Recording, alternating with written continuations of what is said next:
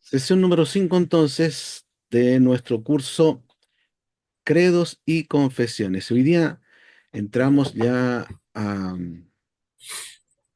analizar un cambio en cuanto a estos documentos históricos, porque confesiones que hemos visto hasta ahora han sido elaborados para oponerse y defenderse en contra de lo que era la postura de la Iglesia romana de ese entonces. Entonces eran documentos para instruir a los reformadores, a los cristianos, pero a la vez eran documentos para mostrar que no estaban de acuerdo con la Iglesia romana en muchas cosas. Y a contar de Dort, no, los cánones de Dort, la discusión ya no se va a dar hacia afuera, pensando en la Iglesia romana, sino más bien la discusión iba a estar ahora hacia adentro, porque ya a esa altura el movimiento protestante y las iglesias reformadas ya estaban establecidas en ciertos lugares, ya estaban maduras, y por lo tanto iban a surgir ciertas disputas, diferencias desde dentro ahora de la misma iglesia protestante y específicamente en estos documentos de la iglesia reformada, que en este caso tiene que ver con la iglesia en los Países Bajos, ya en Holanda, porque allí se lleva a cabo esta asamblea donde se va a discutir el tema de la predestinación divina, ¿no? Los postulados que hasta ese momento habían transmitido tanto Calvino, Besa, específicamente en ese sector, ¿no? En los Países Bajos.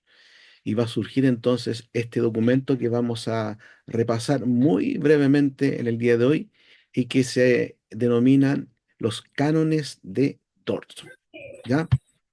Entonces, vamos a conversar sobre este interesante documento. Hay mucha historia detrás de todo lo que aconteció para llegar a lo que fue oficialmente este reconocimiento, esta aprobación de esta asamblea, de este sínodo de Dordrecht, para que ya se dejara de forma bien definida y clara y oficial lo que era la postura reformada de ese entonces respecto a este tema, ¿ya? Pero tras de eso, como digo, hubo todo un mover, una situación muy interesante que se da en ese sector, con personajes que aparecen y que algunos de ustedes los van a conocer, ¿no? Y que cuando han leído el documento, de seguro les viene a la mente, sobre todo cuando se habla de Jacobos Arminius, ¿no? Pero también hay otros personajes interesantes que aparecen en la historia que va a conformar este interesante credo que vamos a repasar en esta oportunidad, ¿ya? Entonces, lección número 5 vamos a tener presente para comentar sobre este interesante eh, documento histórico. ¿Ya? Perfecto. A ver, voy a buscar aquí dónde está este mismito. Aquí. Ya. Ya.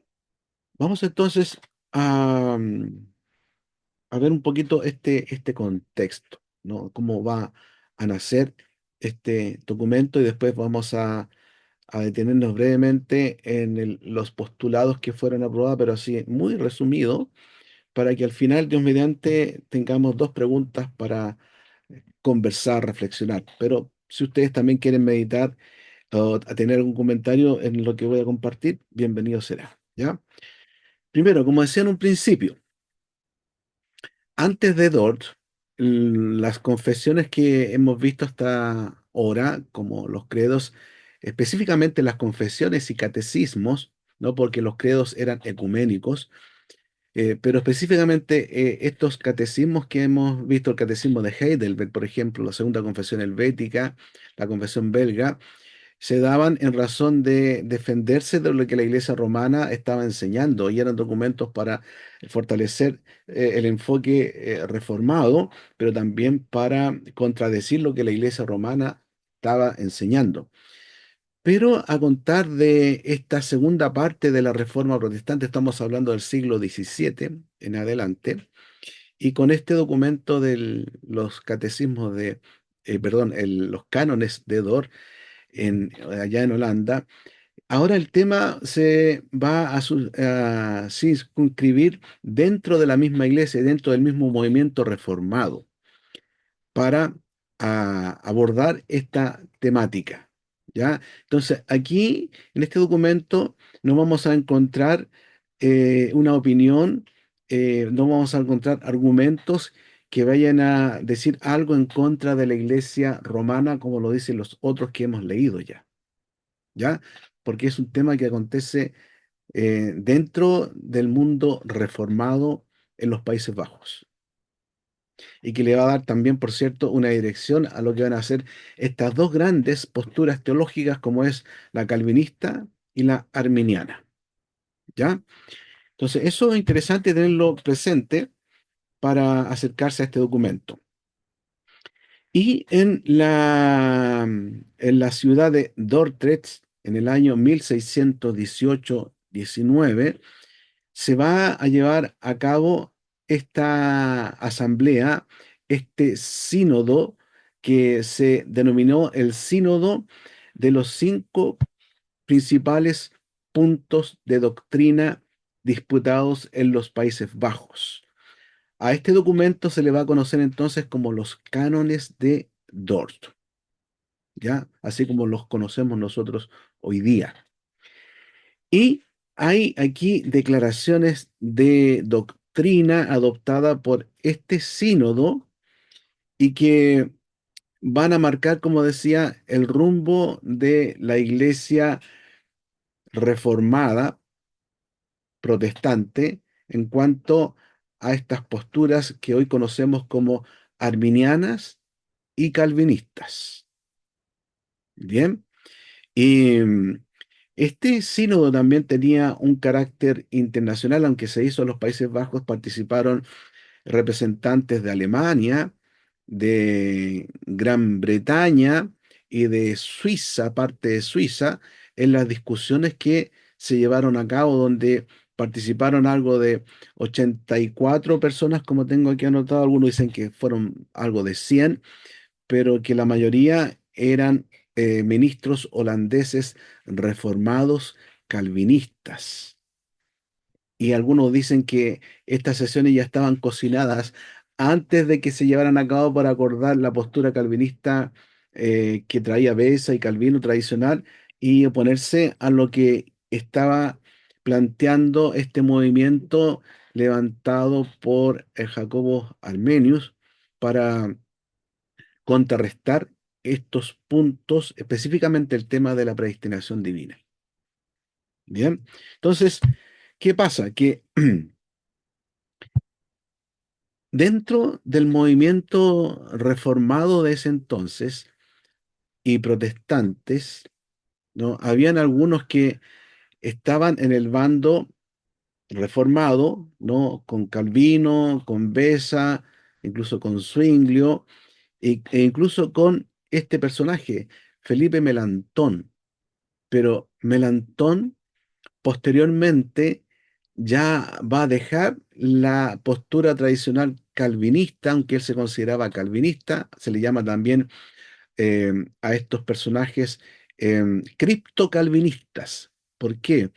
Porque tenían un cierto calvinismo, pero más bien secreto, y en lo público eran más bien de el orden más arminiano, como el caso de Felipe Melanchthon, que va a ser aquel que va a guiar eh, la iglesia luterana hacia el arminianismo, ¿ya?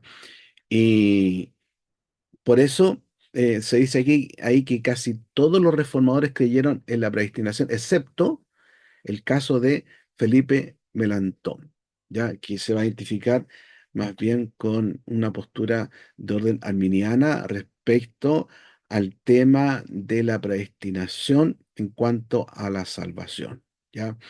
Y aparece entonces este personaje, Jacobo Arminius, en 1500. 60 nace y va a fallecer en 1609. Y él no alcanza a participar en este sínodo de Dordrecht para defender estas posturas, sino que van a ser otros, ¿no? Pero él dejó sentado en su tiempo el que la postura calvinista tradicional respecto a la predestinación de la salvación divina, tenía, según Arminio, Jacobo Arminio, ciertas debilidades que no la hacían muy sustentable.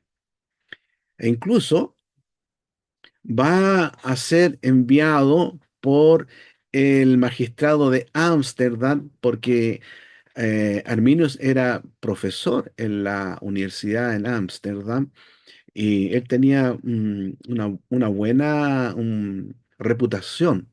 Y a él lo van a encomendar a que se dirija donde este personaje que aparece acá, Dickson Corneger, que este personaje fue un poeta, fue un dirigente, fue un ministro, fue un teólogo, fue un gran crítico en contra de la postura de Calvino respecto y de Beza respecto a la predestinación de la salvación, la predestinación divina. Entonces este magistrado buscó a Arminius para que fuera a debatir contra este personaje, pero ¿qué pasó? Eh, que al final de cuentas fue convencido por Cornejer para dejar la postura tradicional calvinista de la predestinación y adoptar la postura ya de frentón que estaba siendo en ese momento conocida como arminiana, ¿no? Fue por lana y fue trasquilado, podríamos decir, ¿no? Eh, Buscaron quizá al mejor, pero no tuvo argumentos claros porque Arminio empezó a estudiar a Calvino, empezó a estudiar a Agustín, todo lo que era la postura reformada tradicional respecto al tema de la predestinación y se dio cuenta en sus propios estudios que habían ciertas debilidades y que más bien tenía razón lo que planteaba Kurnenher respecto a esta postura. ¿Ya?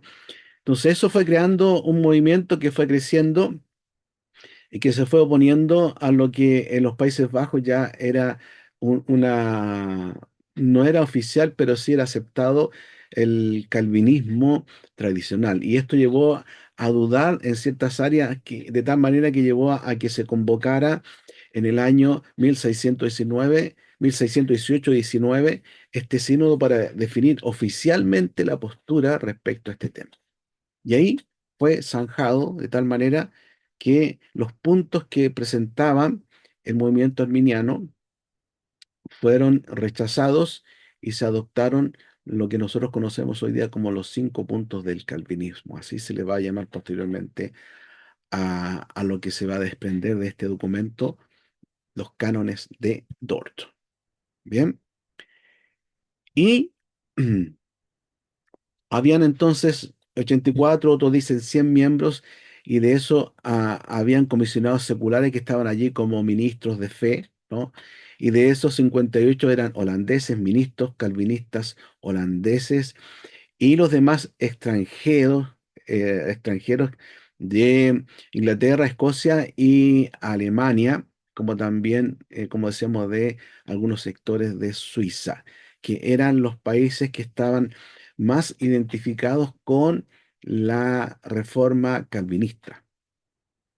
Bien, entonces todos o la mayoría eran calvinistas y los arminianos solamente iban a exponer sus puntos de vista.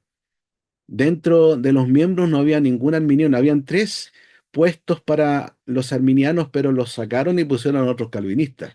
Entonces todos fueron calvinistas y los que expusieron solamente los puntos armenios fueron a exponer solamente eso. Y quien deliberó todo, ¿no? Fueron estos calvinistas. Por eso se dice que ya antes de iniciar este sínodo ya se sabía cuál iba a ser el resultado.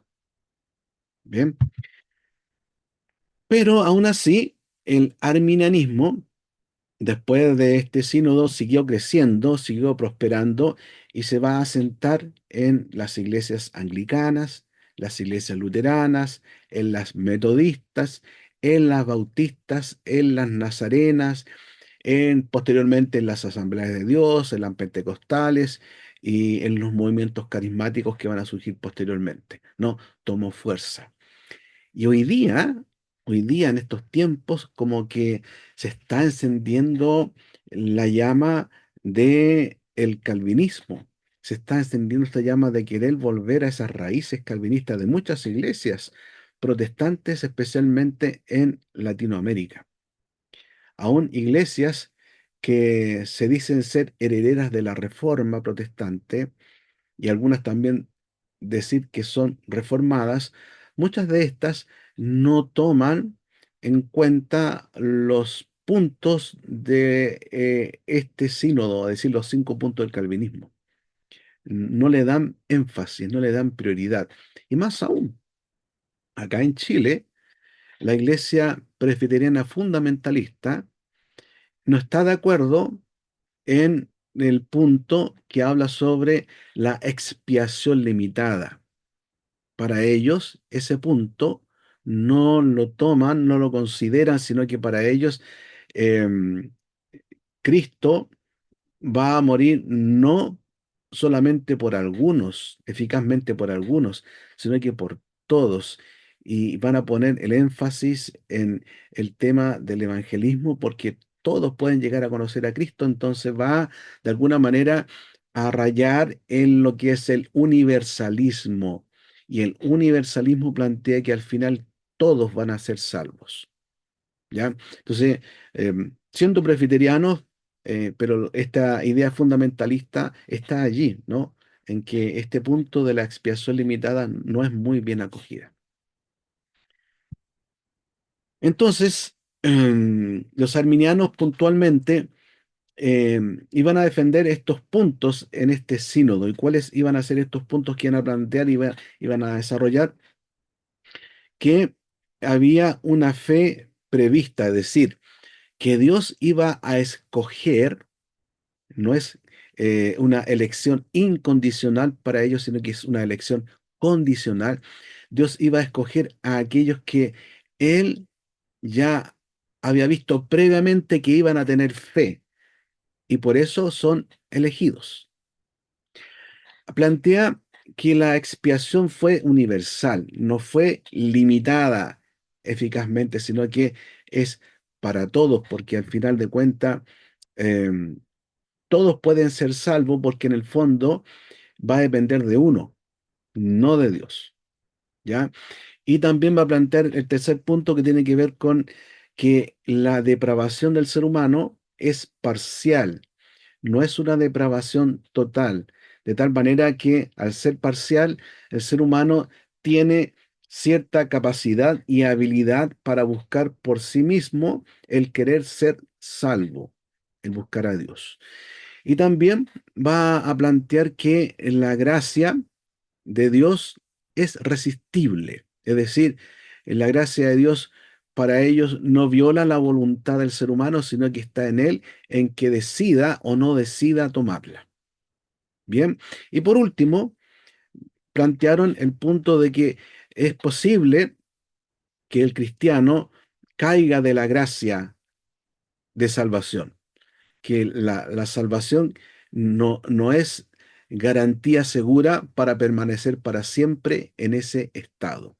Puede caer en algún momento de ese estado. Entonces, esos 5 puntos son los que van a desarrollar los arminianos en este sínodo y los ministros van a escuchar todo esto, pero al final el acuerdo va a ser rechazar estos puntos porque en el fondo no tienen la sustancia y la validez bíblica seria para estar acogiéndolos. Y más bien, el sínodo va a levantar a raíz de esto 5 puntos, que en el fondo son 4, que van a crear en uno o dos, que posteriormente se van a desarrollar en 5, donde van a plantear todo lo contrario de lo que planteaban los arminianos. ¿Ya? Más bien van a plantear aquí, y este va a ser el acuerdo que toma este sínodo, que la elección de Dios para llamar a los que son salvos es incondicional. Es decir, No hay condición alguna en el ser humano para que Dios vea y de acuerdo a eso elija a quién va a ser su hijo. Por eso es incondicional. Y que la expiación va a ser limitada, es decir, la expiación de Cristo al morir en la cruz es eficaz, es efectiva tan solo para aquellos que fueron elegidos.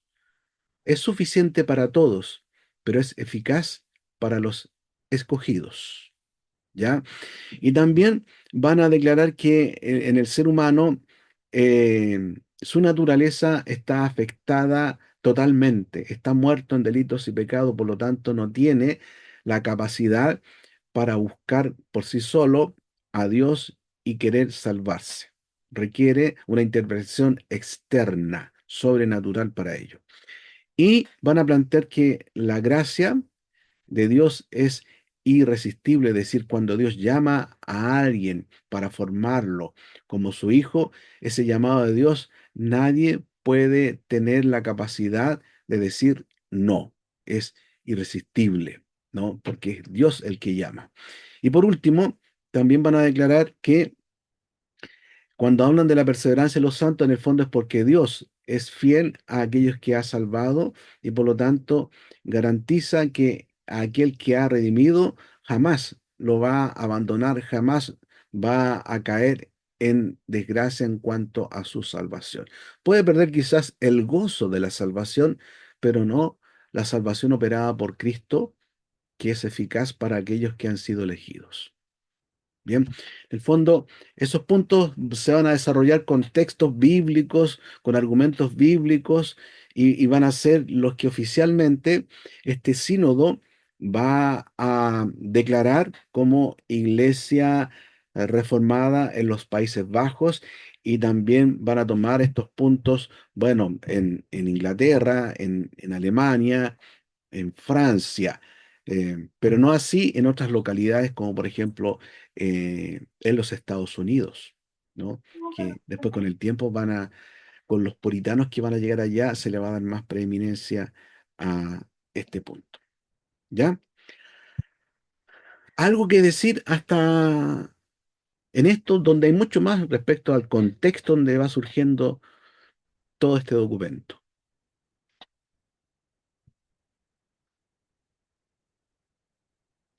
¿Algún comentario que tengan?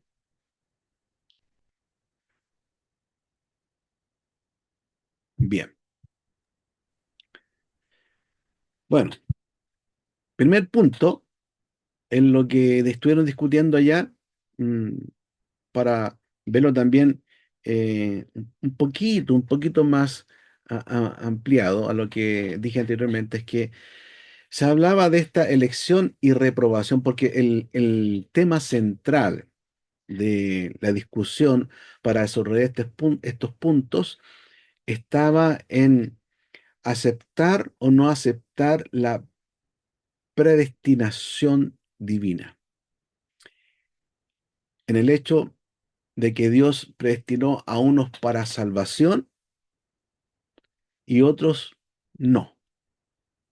Entonces, en este primer punto se habló bastante acerca de esto, ¿no? Que Dios predestinó a un cierto número de personas a la salvación y dejó a los demás en su perdición. Y ya esto, hasta hoy día, levanta reacción, levanta comentarios. Y como dije anteriormente, aún dentro de las iglesias presbiterianas, porque hay iglesias que son presbiterianas y que no son reformadas, sino más bien son fundamentalistas o dispensacionalistas, pero no reformadas, em, tocan este punto también, ¿no? Para decir, claro, hay una predestinación, pero no creen en el fondo en lo que teológicamente se define como una predestinación doble, como lo plantea Berkov, ¿no? Que Dios predestinó a unos para salvación y predestinó a otros para perdición. Pastor, ¿Sí, hermano César? buenas noches. Bueno, Buenas como noches. he comentado en alguna otra oportunidad, yo vengo desde un mundo que no es reformado, desde iglesia no reformada, y crecí, nací.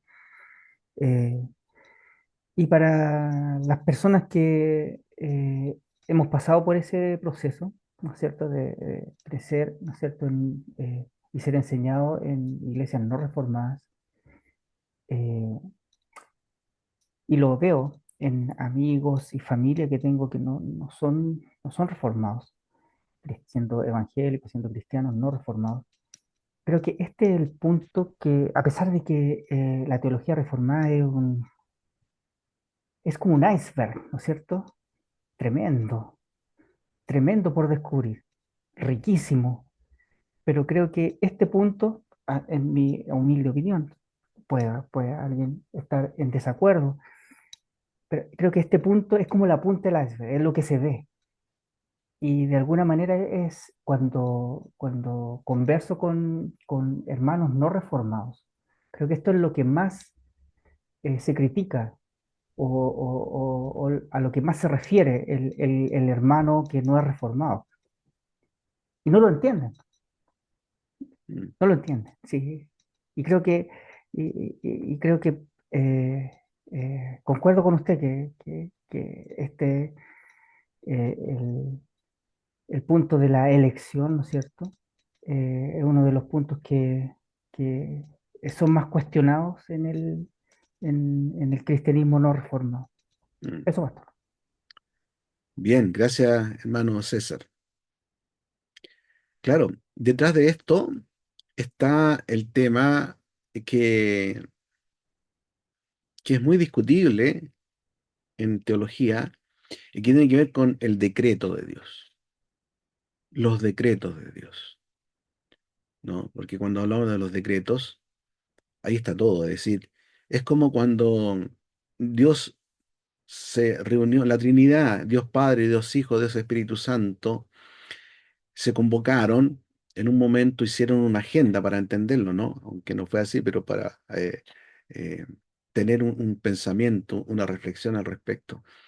Hicieron una agenda respecto a la creación y todo, ¿no? Y en esa agenda fueron poniendo punto por punto, qué es lo primero, qué es lo que viene, qué es lo que viene, para entenderlo nosotros, aunque para Dios el tiempo comenzó en el momento del átomo cuando fue creado.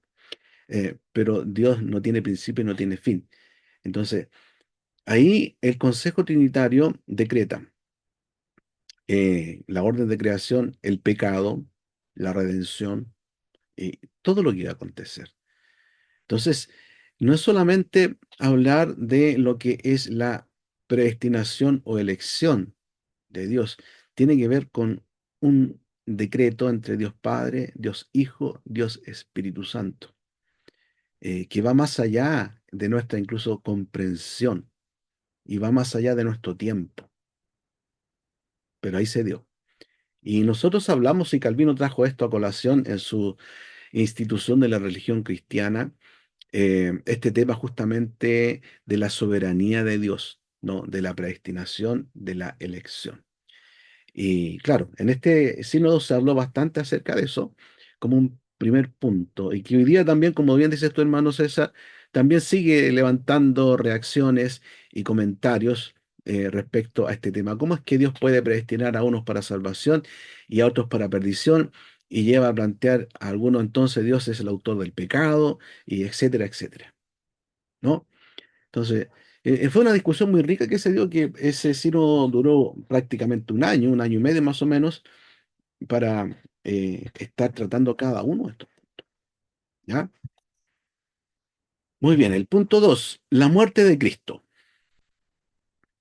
La muerte de Cristo fue suficiente, suficiente para expiar los pecados de todo el mundo, pero sin embargo es eficaz solamente para los elegidos. Y este punto, como le decía, en algunos círculos presbiterianos, como acá dentro de la iglesia fundamentalista, se discutía este punto, ¿no? Algunos no están de acuerdo, otros sí, pero el punto aquí que se discutió tiene que ver con esto, con que la muerte de Cristo es una muerte en vicaria, es una muerte sustitutiva, no es una muerte que va a significar la justificación y salvación para nosotros, pero es eficaz, es real para aquellos que Dios escogió, para aquellos que Dios desde antes ya había en su decreto predeterminado a que se aplicara la eficacia del sacrificio de Cristo, ¿no? Entonces, la muerte de Cristo, claro, nosotros decimos es suficiente para todo el mundo y predicamos el Evangelio a todo el mundo, pero es, es real y es eficaz para aquellos en quienes ha llegado el Espíritu Santo y reconocen a Cristo como Señor y Salvador. Entonces son puntos que hasta hoy día uno tiene para conversarlo bastante en la iglesia, predicar en los estudios bíblicos o conversarlo con los hermanos, porque va más allá de una simple declaración, ¿no? Tiene que ver en el fondo en cómo uno ve y entiende quién es Dios y la capacidad y el poder y la soberanía y la gracia y misericordia de Dios. Y a la vez quién es el hombre frente a Dios. El tercer punto tiene que ver con la corrupción del hombre, la corrupción del ser humano. Es decir, el pecador es completamente corrupto, su naturaleza está completamente corrupta por el pecado, por lo tanto es incapaz de hacer toda obra que lleve a que sea justificado ante Dios y que en él haya mérito y haya un poder, una capacidad para que de sí mismo dependa el buscar llegar a ser salvo.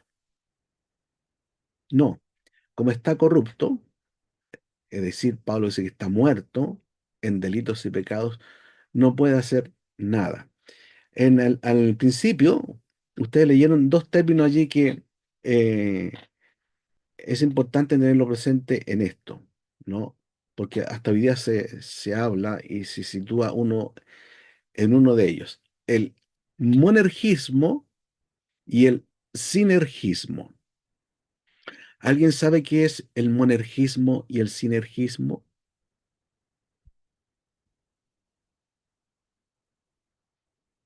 ¿Han escuchado, han leído ese término, esos términos? Porque Sí, están, pastor. ¿sí? Hermano Giovanni, El monergismo, bueno, yo sé que, por lo que tengo entendido, no sé si me equivoco, el monergismo cuando actúa solamente una persona y el sinergismo es la colaboración de dos o de otra persona, al menos a palabras sencillas. claro, tiene que ver con justamente el monergismo, tiene que ver con el hecho de que una persona trabaja o hace todo para la salvación, en este caso es Dios. Y el sinergismo dice que hay dos trabajando para la salvación, Dios y el hombre, ¿no? Es como la iglesia romana es sinergista, porque para que la persona sea justificada en la iglesia romana, para llegar al cielo, tiene una escalera larga y una cortita. La escalera larga tiene que ver con la gracia de Dios y la escalera cortita tiene que ver con la escalera que uno pone para llegar al cielo, que son sus obras, ¿no? Que es su esfuerzo, que es su capacidad. El monergismo no. Como dice Jonás, la salvación es de Jehová, es lo que Dios hace. Nosotros en ese aspecto somos pasivos, solamente recibimos, ¿no? Y eso tiene que ver con este punto de la corrupción del hombre, que por sí solo no puede hacer nada para llegar a ser salvo.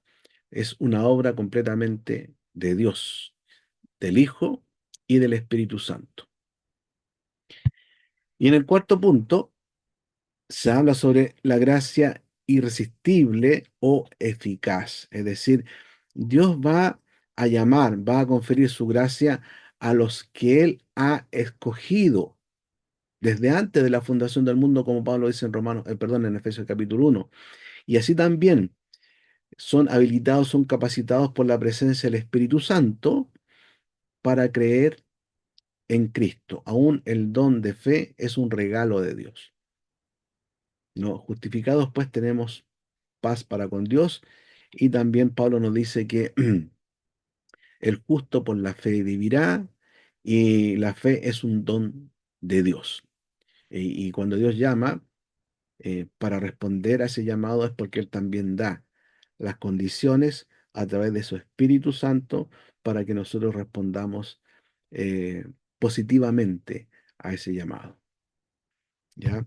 Y el punto 5, ¿no? Que tiene que ver con la perseverancia de los santos, que discutían bastante también en este sínodo respecto a esto, va a plantear que Dios va a preservar a los que Él escogió, ¿no? A los que se aplicó efectivamente la muerte vicaria de Cristo, a aquellos que no podían hacer nada porque estaban muertos en delitos y pecados, y aquellos que por gracia fueron llamados, a ellos Dios los va a preservar hasta el fin. Por lo tanto, en esta obra que Dios hace en aquellos que escogió, esa obra es efectiva, es eficaz y como se dice, salvo para siempre, ¿no?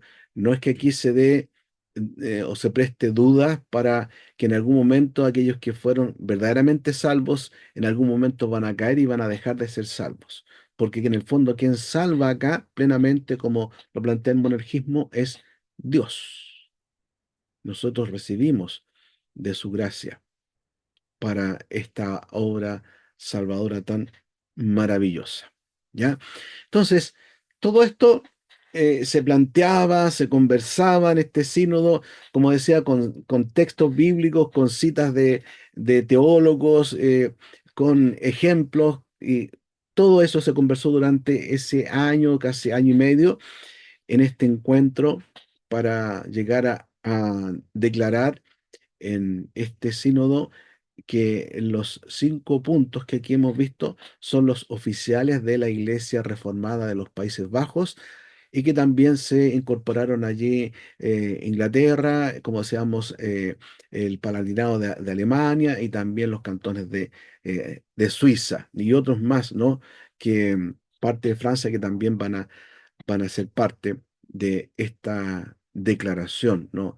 De esta enseñanza de fe. Y en todo esto no había discusión que se hiciera en contra de la Iglesia romana, en contra de los postulados romanos, sino que todo era en razón de lo que estaban planteando estos expositores arminianos respecto a sus puntos y cómo, siendo ellos que también se consideraban calvinistas, pero tenían una manera distinta de interpretar a Calvino y también se consideraban reformados, pero en el fondo este sínodo va a declarar que esa enseñanza no son las oficiales, sino que se rechazan y se adoptan estos puntos. Y más aún, llegó a tal esta decisión que todos los pastores que en ese entonces eran arminianos, que fueron más de 200, los sacaron.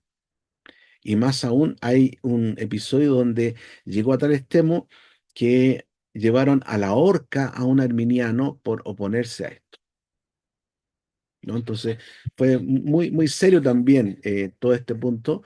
Y Holanda, los Países Bajos, ¿no? Históricamente han sido aquellos que han dado a conocer a través de este escrito y otros más, como hemos visto, y sus teologías y grandes teólogos que tienen en los Países Bajos, su visión reformada, su enfoque reformada hasta nuestros días. Bien, algo que comentar, algo que decir de esto, ¿qué les parece?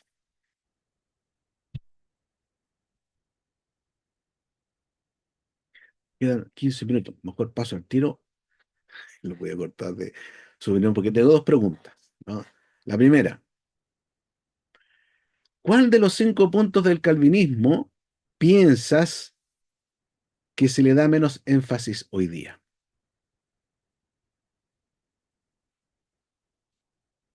según tu entendimiento? ¿Cuáles de los 5 puntos del calvinismo piensas que se le da menos énfasis hoy día?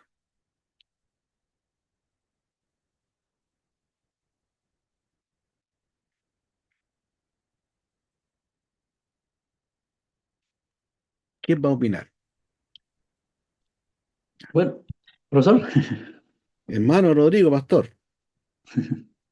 bueno, mi experiencia pasada en otros, en otros conglomerados pastorales, yo recuerdo que no sé si había plena conciencia de lo que se creía o de la fuente o de dónde venía en los lugares donde yo participé antiguamente, pero sí yo creo el tema de la depravación total, yo lo vi mucho en el sentido opuesto, en el sentido de que siempre había cierta creencia de que éramos algo bueno había en nosotros. Claro. Y que eso desataba obviamente una interacción. Así ese era el término que se ocupaba con Dios para nuestra salvación. Interactuábamos con Dios. Recuerdo haber participado en varios congresos, presbiterios o cuerpos pastorales que, como le digo, o sea, no realmente, no era una definición muy teológica que digamos, pero apuntaba a eso y se señalaban este tipo de cosas, que la depravación, o sea, no se mencionaba este concepto, pero sí, hacia allá apuntaba, no era tal, sí, había caída, pero no tanto. Claro. Ahora, algunos eran más avesados y se arriesgaban con porcentajes, no sé de qué fórmulas la sacaban, qué fórmulas matemáticas, pero lo hacían. Mm, Entonces siempre estaba eso, y de que por lo menos a mí me tocó participar en el plano pentecostal, que a veces mencionaba ese tema de, no era tanto, o sea, sí, se caía, pero algo conservamos y eso nos permitía interactuar con Dios respecto a la salvación. mm, cierto. Hay una ilustración que Palmer, en su libro, eh, que habla sobre esto, ¿no? Las doctrinas calvinistas, estos 5 puntos, donde dice que en el edificio estaba el hombre arriba y cayó, y al caer, para algunos, cayó, pero no murió completamente, sino que estaba quebrado, estaba fracturado, eh, estaba desangrándose, pero aún así podía mover un dedito para que alguien lo viera, que estaba vivo para ir en su rescate y así salvarlo.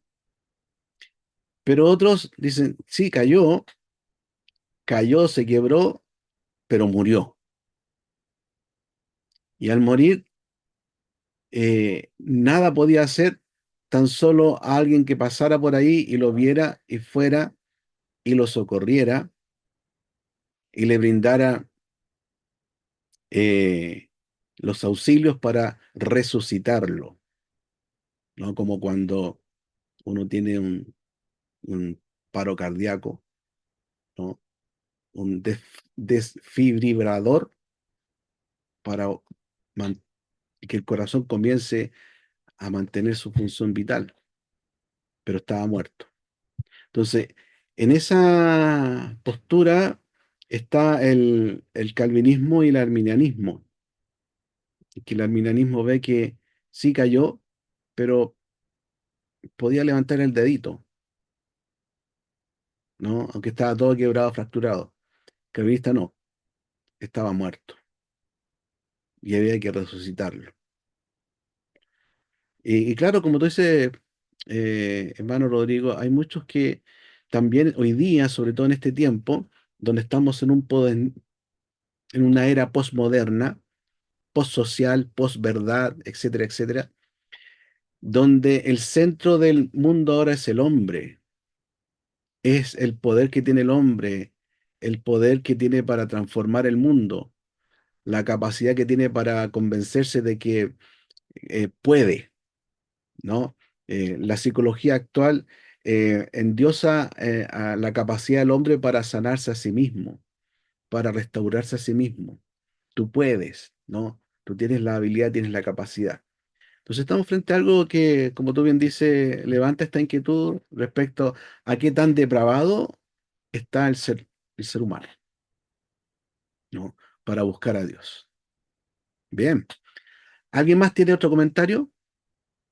O quizá el mismo. Pastor, ¿Sí? Aida. sí, cuando uno evangeliza, habla con las personas y se le enfrenta a este punto, ninguno dice que es malo, que es pecador. Siempre ellos se excusan o piensan que no son malos, que no han cometido pecado y, y hacen a Dios mentiroso porque todos estamos destituidos por algo, ¿cierto? Porque somos pecadores, pero Mm, a la gente cuando uno la evangeliza pasa esto, no quieren aceptar que todos somos pecadores. Así exacto, que este punto es pero importantísimo que uno lo sepa abordar y explicarlo bien mm, explicado a las personas. totalmente. Por Cierto. eso. Bien. Dentro de la iglesia cristiana, aún dentro de iglesias presbiterianas también, están en algunos la creencia de que no son pecadores, son santos. Y dicen santos pecadores, pero no son pecadores, son santos. Cuando en verdad uno eh, no es pecador porque peca, sino peca porque es pecador. Y ese es un tema interesante que va incluso a estar dentro de las iglesias y ver cómo tienen una antropología y cristología y neumatología totalmente tergiversada en cuanto a lo que es el pecado y lo que es la obra redentora de Cristo, ¿no? Y se da mucho. Y más aún, como dice Aida, cuando uno conversa con aquellos que aún no son cristianos y llegan a decir, yo no he hecho nunca nada malo, yo creo que por mis buenas obras soy buen vecino, buen papá, voy a llegar al cielo, ¿no? Bien. ¿Alguien más quiere comentar sobre este punto? ¿Cuál de los 5 puntos del calvinismo piensas que se le da menos énfasis hoy? Pastor, ¿Sí? yo considero que, bueno, el pastor dio un punto que la deprobación, yo pienso que también puede ser y también como usted también dijo, la expiación limitada. O sea, no es que no se hable, sino que yo pienso que a lo mejor no se da la mayor énfasis por lo mismo esa reticencia que hay sobre esa doctrina que es un poco más espinosa, un poco más difícil de masticar, la expresión limitada. De hecho, incluso hay algunos reformados que, como usted había bien dicho, de que no tienen solamente los 4 puntos menos en ese. Y creo que esa postura se llama amiraldiana, si no me equivoco. Mm, Amiraldiana, que se llaman los amiraldianos mm, por lo mismo, porque siempre ha estado esa reticencia sobre esa doctrina. Eh, hay muchos prejuicios también con esa, por eso yo creo que hay que enseñarla bien, hay que enseñarla de manera amorosa, de manera clara, sobre todo a los hermanos, sobre todo que aquellos hermanos que vienen, como el hermano César viene del arminianismo, pentecostalismo, yo también se debe hablar claramente. De hecho, yo también leí, ejemplo, un libro que se llama La vida por su muerte de John Owen. Y este es un libro muy bueno porque también él escribió el libro por lo mismo, porque en los años donde él estaba, también pasa lo mismo, que había mucha controversia con esa doctrina. mm. Entonces, y ahora es como, siempre ha sido como lo mismo. Entonces, a lo mejor falta ese mayor énfasis en esa doctrina mayormente. Sí, es un punto interesante, ¿no? Porque eh, recordemos que este sínodo de Tours es un sínodo, no es la Biblia, es un encuentro para discutir estos temas, que hoy día uno puede también tener un sínodo en un presbiterio y abordar temáticas doctrinales y ponerse de acuerdo en algunos de ellas, como ha sucedido últimamente que en muchos sínodos En Norteamérica, acá en Chile han tomado el acuerdo, por ejemplo, de ordenar pastores del mismo sexo, ¿no? Casar personas del mismo sexo. Y son acuerdos que toman, que están en total desacuerdo con todas las confesiones, yo creo. Y también, bueno, del tema del rol de la mujer también dentro de la iglesia, que son acuerdos que se toman en sínodos, ¿no? Y que, bueno, hay que verlo, analizarlo a la luz de la palabra de Dios, de la historia y de la necesidad que también uno pueda tener en estos tiempos. Pero el tema de la expiación, ciertamente, es un tema rico, profundo, muy interesante. Abordarlo, como tú bien dices, hermano Giovanni, de una manera clara, de una manera perspicaz, ¿no? Con argumentos sólidos para que se entienda bien qué significa, ¿no? ¿Qué implica esa doctrina?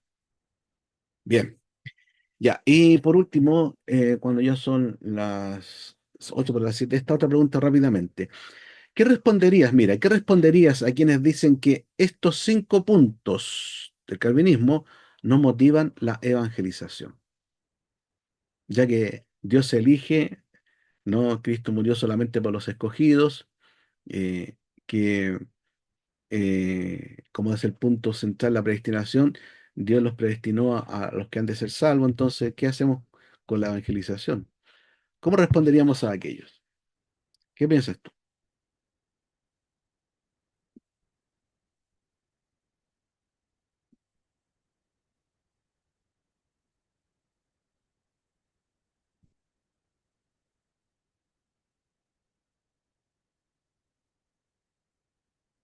¿Alguien que opine?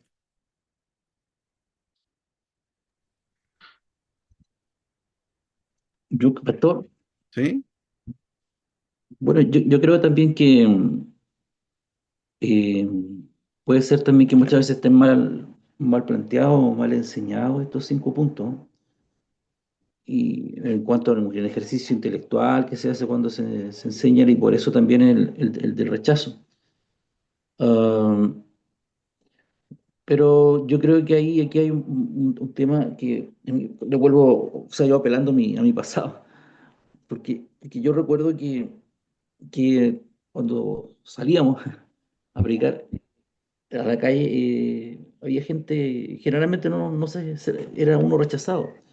Entonces decía, no es para él, no es para él, Claro. no es para él el mensaje. Entonces ahí claramente se decía lo contrario que se creía.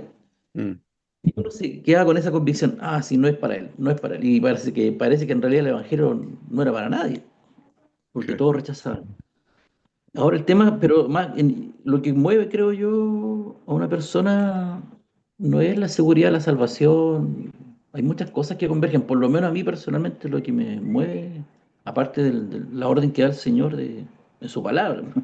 Que expreso eso, predicar el Evangelio. Mm, No es esto, es una gratitud también que es de parte del Señor de haberme escogido. Yo, por lo menos, sí recuerdo que aún siendo pentecostal, digamos, yo tenía certeza en la salvación. A mí jamás se me pasó por la cabeza que Dios me había escogido para traerme este evangelio, para avergonzarme después o desecharme. Siempre mm, tuve esa convicción. Por eso después también no me fue difícil aceptar esto. mm, Tenía ese testimonio, como dice el pentecostal, sí. en el corazón ahí, ¿no? De que me había llamado el Señor. Y de ahí nace la gratitud. Entonces, al estudiar después el cómo yo fui salvo, es muy distinto. Porque cuando uno llega al Evangelio es ignorante. Claro. Luego descubre, luego entiende cómo fue salvo. Entonces, lo que mueve a mí, lo que me mueve por lo menos a mí personalmente es la gratitud al Señor por lo que Él hizo y por eso salgo a la calle, predico donde esté. Si estoy en la calle, predico en la calle. Si estoy en la oficina, donde esté. Y porque la escritura también, el mismo Señor me lo ordena. Entonces Mm, creo que a lo mejor de repente puede haber mucho fantasma, mucha neblina respecto a esta enseñanza que de los que enseñan, no de nuestro lado, o sea, me refiero de gente de fe reformada, sino que de gente de otra fe o de otra teología que quiere enseñar esto para que este otro lado, digamos, de la vereda sí lo entienda. Entonces, puede que lo transmitan con algún prejuicio, y eso en el fondo permite de repente llegar a conclusiones no muy certeras, pues no muy correctas de lo que es la génesis o lo medular de la teología reformada. Sí, cierto. Fíjese que eh, Calvino era muy celoso de predicar el Evangelio, de enseñar. Ningún día él lo dejaba sin estar estudiando o predicando el Evangelio. Y todos los reformadores tenían esa disposición. De hecho, la reforma creció, llegó a todos esos países porque llevaron la palabra, predicaban. Y estos sínodos, para buscar una orientación respecto a doctrinas, también era con el motivo de tanto defender la fe, pero también de proclamarla, de darla a conocer, de no quedarse allí encerrados, sino que se hiciera público. Los hugonotes llegaron a Brasil, enviados, ¿no es cierto?, en ese entonces por los eh, calvinistas, que eran muy celosos en llevar el Evangelio. Eh, Estaba detrás de esto el buscar la unidad entre la iglesia luterana, allá en Suiza, en Alemania, en los Países Bajos, con el propósito no solamente de hacer una alianza, sino que de predicar estas verdades, ¿no? Llevar el Evangelio.